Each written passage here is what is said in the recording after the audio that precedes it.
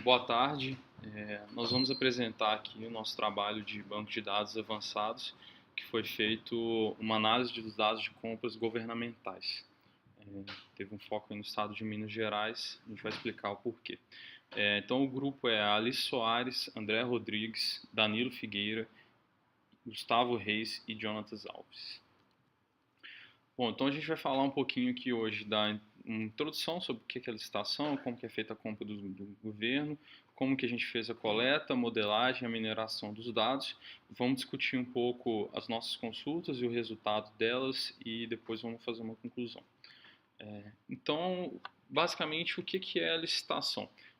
Quando o governo ele precisa contratar um produto ou um serviço, o meio que ele faz, o conjunto de processos que ele usa para essa contratação são as licitações. Esse é um mecanismo que o governo tem para conseguir comprar um produto de qualidade com o menor preço, né, o preço mais agressivo possível. A maior parte das compras elas são feitas por licitações e a licitação, ela normalmente é uma condição onde o menor preço vai vencer, né? Desde que as condições de qualidades exigidas pelo edital ali sejam atendidas. A licitação no Brasil, ela tem três objetos principais. Compra de materiais, contratação de serviços e contratação e construção de obras. Como que é feita a licitação, como que é o processo, a dinâmica mesmo de uma licitação.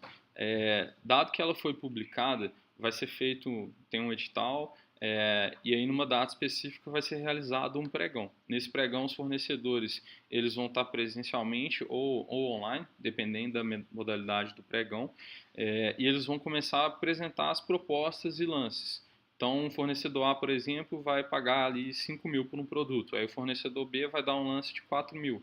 E assim vão sendo dados os lances até chegar no valor e aí ter o fechamento do pregão. Os fornecedores, eles não ficam expostos, né? Então só no final do pregão, no final da sessão, é que eles vão ser conhecidos. As licitações no Brasil, elas movimentam um valor financeiro muito grande. Para a gente ter ideia, elas são de 10 a 15% do PIB brasileiro, é gasto com licitações. Isso é o equivalente a por volta de 500 bilhões anualmente. Só para a gente ter a ideia, isso é 10 vezes o faturamento dos três maiores bancos, né, Itaú, Bradesco e Banco do Brasil, juntos. E isso é também 3 vezes maior que o PIB do Uruguai. Então é uma movimentação financeira muito grande. E onde tem esse volume alto de dinheiro, tem também uma oportunidade de negócios e receita para empresas. Então, o nosso objetivo do trabalho é justamente abordar, né, uma maneira para a gente pegar esse desafio aí, que é uma grande quantidade de dados, num formato que às vezes não é tão fácil, não é tão direto para consulta e que as empresas têm baixo conhecimento e transformar isso em informação estratégica. E como que a gente pretende fazer isso? A gente pretende identificar oportunidades, identificar ali informações que são relevantes para que as empresas possam atuar nessas licitações. Nosso trabalho ele foi dividido em 6 etapas. Né? Primeiro a gente começa com a coleta de dados a partir dos portais, depois a gente vai armazenar esse dado em formas que fiquem mais fáceis de ser trabalhado, analisamos os dados para ver quais informações que existem e como que a gente pode trabalhar aquela informação. Depois a gente fez uma etapa de mineração, que foi onde a informação realmente ela foi trabalhada, ela foi muitas vezes passada por processo de limpeza, processo de redução. Depois é feita uma criação das consultas. A consulta mais tarde a gente vai explicar exatamente o que é essa consulta e depois a gente fez uma análise de resultados.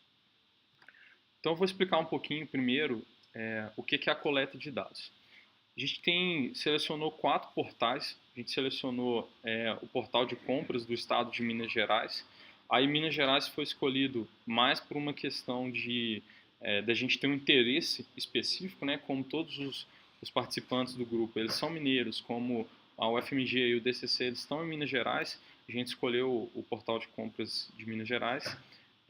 A gente escolheu também o portal de compras do governo federal, porque é um portal que ele tem um grande volume, né? Um grande volume de licitações, de informações interessantes. e escolhemos o da Prefeitura de São Paulo e o do Estado de São Paulo pela importância econômica tanto da cidade quanto do Estado de São Paulo. Então a gente imaginou que teria dados interessantes. Aí o primeiro desafio que a gente encontrou na coleta foi em relação ao portal do governo federal. Esse portal, o acesso dele não é tão fácil, não é tão direto. A gente precisa cadastrar, fazer um cadastro mesmo numa unidade presencialmente e levar documentos. Então é um pouco burocrático. O segundo ponto da coleta, então a gente acabou eliminando o portal de compras do governo federal em função disso. O Estado ou da Prefeitura de São Paulo, o portal da Prefeitura de São Paulo, ele tem dois pontos que a gente acabou não achando interessante continuar com ele. É que ele tem só os pregões do último ano e a quantidade é muito pequena se a gente for comparar com os outros portais. Então a gente acabou ficando com dois, que foi o portal de compras de Minas Gerais e o portal do Estado de São Paulo. Aí para implementar a coleta em si, a gente implementou, foi uma das etapas assim que a gente teve mais trabalho, né? Acho que essa e a de mineração foram as duas principais etapas. Então, na coleta, a gente implementou um coletor, né? Popularmente um raspador. Esse coletor ele é dividido em dois módulos, um que a gente chama de Spider, que é o módulo responsável por realmente navegar nos sites, né? Navegar nos portais. Esse módulo ele trabalha em cima de requisições, então a gente informava qual era a requisição inicial, qual era o link mesmo, a URL inicial, e ele ia descobrindo outros links, descobrindo outras URLs para buscar informação. À medida que ele encontrava uma informação que a gente tinha marcado como útil, né, por exemplo, aqui é a informação do site de Minas Gerais, por exemplo, aqui ele achou dado de um pregão, então essa é uma informação útil. Nesse momento ele começava a coletar, colocar isso numa estrutura, e aí a gente tinha um outro módulo, que é o módulo do middleware, que esse módulo é responsável por jogar isso numa base de dados. Quando a gente fez isso, quando a gente começou a fazer essa coleta, a gente enfrentou um problema que foi em relação ao site do Estado de São Paulo. O site começou a bloquear bloquear o nosso IP o tempo todo. Então a gente até aplicou várias técnicas, por exemplo, aumentar o intervalo entre as solicitações, limpar os cookies, trocar de usuário frequentemente, mas mesmo assim ele estava bloqueando o nosso IP. Então, em função disso, a gente acabou tendo que eliminar também o site do Estado de São Paulo, e aí o restante do trabalho foi feito todo em cima do site do Compras MG.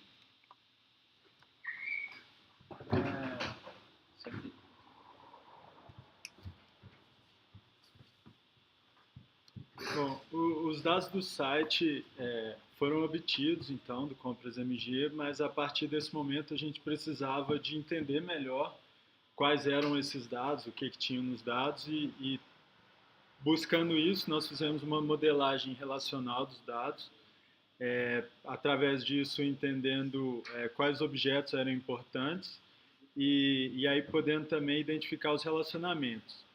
A partir disso, a gente conseguiu identificar, por exemplo, que o pregão tem vários lotes dele e dentro do lote vários itens.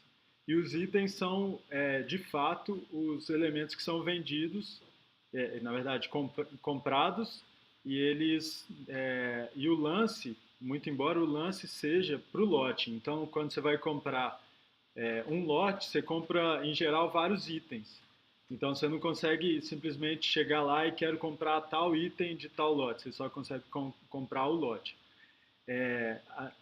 E, além disso, nós conseguimos também identificar qual é a relação de qual é o comprador de cada item. Esse tipo de informação a gente conseguiu abstrair dessa modelagem relacional.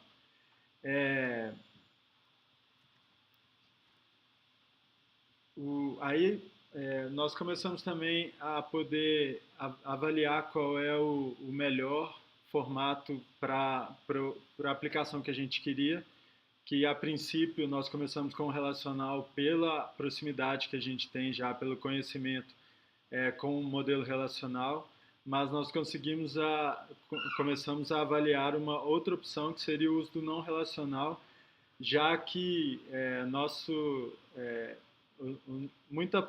boa parte do trabalho seria de avaliar esses dados através de uma ferramenta de mineração de dados. E nessa ferramenta os dados são tratados como documentos, onde e por isso a informação não a informação relacional não teria sentido, porque em cada momento nós precisamos de pegar todos os dados relacionados. Então a gente precisaria de muito mais processamento para conseguir chegar, no final das contas, no mesmo lugar que o não relacional já ofereceria. E o não relacional, o banco ele é usado somente para leitura, porque todos os próximos passos que são dados, eles são no formato de documento dentro dessa ferramenta de mineração de dados.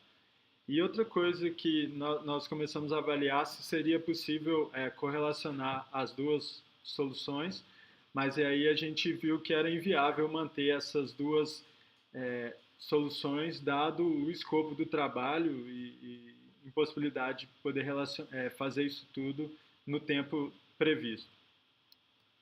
Então, nós decidimos ao final usar o MongoDB como estrutura não relacional.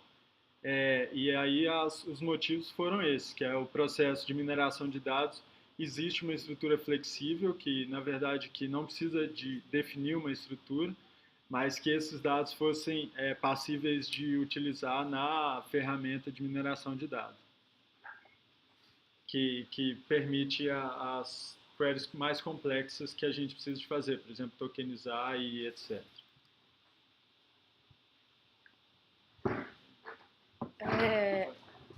Agora eu vou falar um pouco da análise dos dados. Nessa parte, após a gente fazer a coleta e armazenar, teve uma parte que é a compreensão da estrutura dos dados, para a gente entender um pouco melhor o contexto e identificar potenciais campos para a construção de consultas relevantes.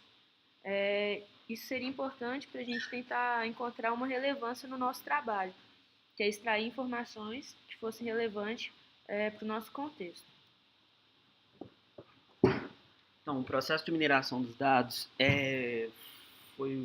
foi feito utilizando diversas ferramentas, dentre elas alguns scripts em Python, em Bash, utilizando uma ferramenta de mineração chamada RapidMiner. A intenção durante o processo todo de mineração são etapas, né, etapas específicas, onde os dados são reduzidos e com o interesse de, no final, chegar em uma das consultas que mais para frente a gente vai falar. E nisso a gente usou várias métricas e transformações também. Então, contamos com o uso de técnicas de tokenização, de remoção de palavras que não eram úteis no nosso contexto, que a gente mesmo criou até um dicionário de palavras que não faziam muito sentido. Um processo de stemming também, para reduzir as palavras aos radicais. Tentamos fazer a verificação de n-gramas para 2 e 3. Em alguns casos a gente conseguiu o resultado interessante, outros não, por conta de processamento e de tempo. Mas o interessante dessa parte de mineração é que a gente já deixou preparado para no futuro poder fazer isso para outros portais de compra também. Então, caso a gente tivesse dados suficientes de outros portais, a gente já poderia ter os resultados que a gente tem aqui. Para o de Minas, a gente automaticamente já teria para os outros. Falar um pouco agora das consultas, que é o processo de extrair as informações mesmo dos nossos dados. E a primeira consulta agora que eu vou explicar são sobre os pregões, que são os mais e os menos concorridos. O nosso objetivo nessa consulta é identificar a concorrência por segmento de mercado. Ou seja, talvez um empresário queira saber se o seu segmento que a sua empresa está vale a pena entrar nessa concorrência de pregões ou não. Então, a métrica que a gente utilizou para realizar essa consulta foi a quantidade de lances por pregões. A gente estabeleceu que pregões que tinham menos de 50 lances são pregões que são menos concorridos, e os pregões que têm mais de 50 lances ou igual a 50 lances, são os mais concorridos. Foi criado um script usando JavaScript e o armazenamento dos dados foi feito no MongoDB. Essa consulta foi dividida em 3 etapas. A primeira etapa é rotular os pregões por segmento. Esse rótulo a gente não tinha inicialmente nos nossos dados originais, então foi necessário criar esse rótulo nos pregões. A segunda etapa é contabilizar quantos lances há em cada pregão. Isso a gente já utilizou também o JavaScript. E a terceira etapa foi agrupar os pregões em segmentos, para a gente identificar qual que é a área que tinha mais lances, ou seja, mais concorrido. E esse é o resultado que a gente obteve. Foi criado esse gráfico para visualização. O mais concorrido são os pregões que está relacionado com automóvel, então distribuição de peças e etc. E o menos concorrido são os relacionados a combustível. Eu vou mostrar a visualização que a gente fez aqui, relacionado a todos os pregões, que é essa visualização aqui. Tem o pregão dos mais concorridos e do menos concorrido também.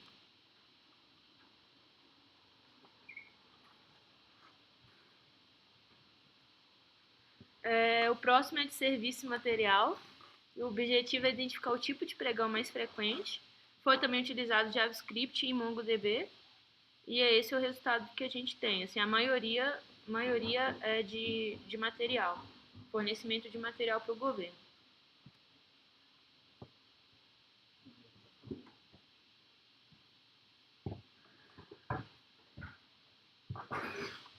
A consulta 3 é a consulta de maior concorrência, onde buscamos encontrar os itens que são mais interessantes para as empresas.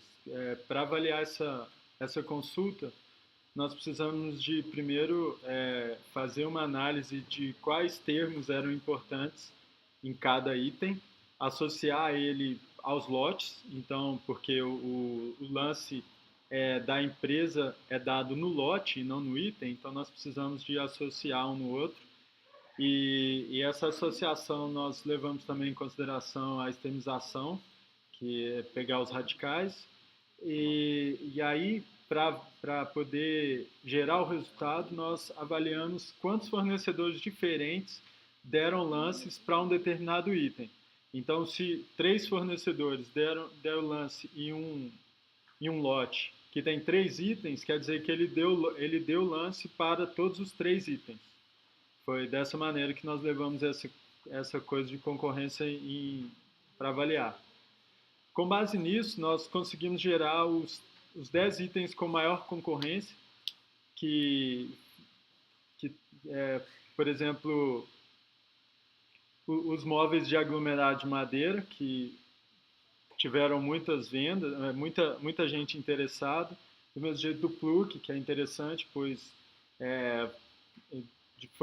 os dados que estão sendo avaliados nesse caso aqui são os de 2013 para agora. Então, esses plugs são os plugs que o pessoal teve que comprar para poder adaptar o que já tinha e ligar na tomada.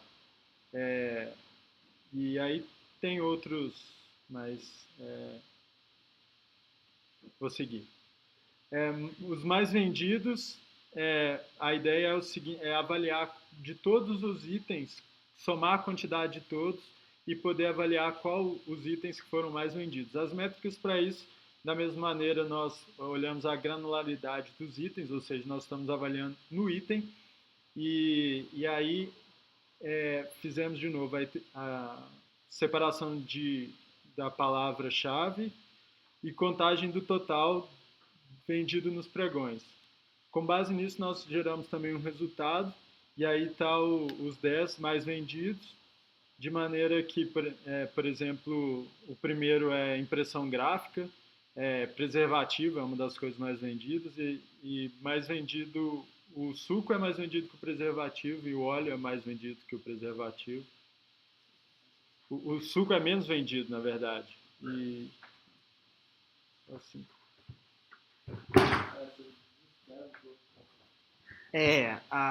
quinta consulta é o número de pregões por dia e os recursos movimentados por dia. Então, isso daí a gente fez um momentinho, só colocar aqui uma visualização de calendário, que eu vou mostrar mais na frente. A intenção é, para cada vez que um pregão acontece num dia, ela se torna mais incidente aí do vermelho e quanto menos do verde. À esquerda a gente tem a de ocorrência, que é essa aqui, que mostra o número de ocorrências de pregões durante os anos. A gente sente uma leve queda do número de pregões. Então, desde 2009. Outra coisa também é o final do ano. Normalmente, os finais do ano, eles demonstram muitos que ocorrem mais pregões do que o começo do ano. Outra informação interessante também, já numa outra visualização, é dos recursos em reais. Aqui a gente tem o máximo que a gente teve em um dia foi 600 milhões de reais, que é referente à gestão de abastecimento com fornecimento de combustível para a PM no ano de 2011. Nesse ano aqui, 2011, aqui, é esse carinha aqui. Olha lá, esse valor. E o valor médio diário é de 3 milhões. A gente pode ver que, por mais que a outra visualização mostre que há uma redução no número de pregões ano a ano, os valores não caem tanto. Então, assim, talvez é uma questão assim, de como que eles abordam os pregões, que é diferente de antigamente. Uma outra consulta que a gente fez também é o ranking de oportunidades. Talvez essa seria a consulta inicial, assim, o começo de todas as ideias que a gente tinha, que era o quê? Como que a gente consegue saber quais são as oportunidades que ocorrem de pregões no Brasil, nos portais de licitação? Então, a gente verifica a incidência dessas palavras. O escopo foi feito de 2015 até 2016 e a métrica é a ocorrência de palavras. A gente fez um word cloud com algumas palavras de 2014 até 2015, que é esse. Ele também está disponível nesse link. E, além do word cloud, a gente fez uma outra visualização, que é essa daqui, que ela vai de 2009 até 2015, com a ocorrência das palavras que apareceram mais na visualização anterior. Então, a gente fez esse, pegou essas palavras e olhou na base de dados inteira. E o resultado está aqui, essa visualização aqui. Então, a gente pode escolher itens aqui com manutenção, incluir ele aqui, a gente vê a quantidade que tem em cada ano.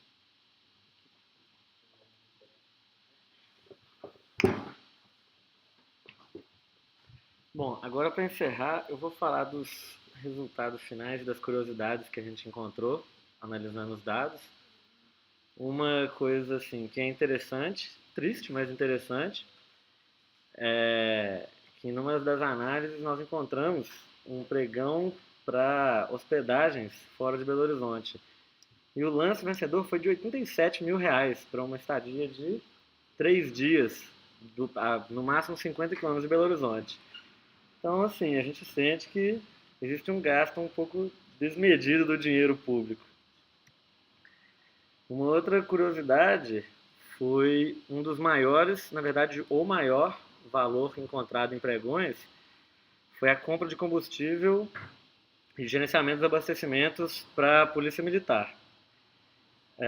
O valor total foi 607 milhões em apenas uma compra. Isso aparentemente é um pouco alto, talvez seja compatível com os 71 municípios que devem ser abastecidos, mas mesmo assim ainda fica a dúvida, né? Bom, a conclusão, a gente acredita que o objetivo geral do projeto foi atendido, que foi identificar oportunidades de como explorar o sistema de compras MG para ver oportunidades que não estão sendo aproveitadas. E a gente conseguiu criar visualizações que permitem a visualização dessa informação Então, empresas externas podem receber esses dados e analisar e conseguir tirar informações que sejam necessárias. E cria também um instrumento de transparência para a própria sociedade, que é capaz de perceber discrepâncias e coisas estranhas que houverem nos dados. Fica para o futuro usar outros portais, procurar os portais de outros estados e provavelmente procurar o portal federal e criar uma plataforma que seja fácil de outros usuários acessarem isso e poderem também usar o sistema para criar outras consultas e analisarem mais dados. Com isso, a gente encerra. Muito obrigado. Até mais.